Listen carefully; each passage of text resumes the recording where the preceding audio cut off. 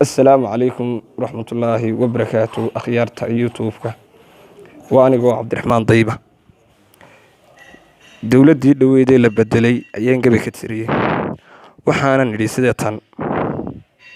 sidatan ku xusahagan dowlad baan la darsaa markuu waagu dilaaco maal baan wataa maalmaha adduunyada mawlaygu deeqay meel baan istaagaa markuu waagu dilaaco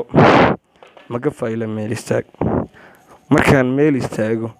magafa maalkaan lahaa muguf ka mugsiiyey meel istaag ma leh mar baan isidhaa marmaraysa maalkaan lahaa miciin baa lay dalbay laba kala da' weyn oo kala daran maalkii ka dulbooday maankii ka dulloobay maalkii ka dulbooday maroojiyey madax iyo bidig muhandigay magafe muxuu ismooday magafe ma oga meeluu ku dambayne horta waa ilaahay xamdigii gebigaan u tiriyeyna ilaahow iga aqbalayo ummadda kale muslimiintaaba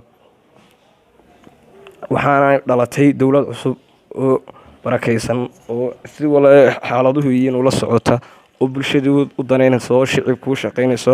oo ogaanaysa masaakiinta iyo munaafacaadkay ku leeyihiin waxay ka shaqaysanayaan waa ilaahay xamdigii oo wax ilaahay loogu shukro celiyo ilaahay alxamdu waana alxamdulillaah maca salaama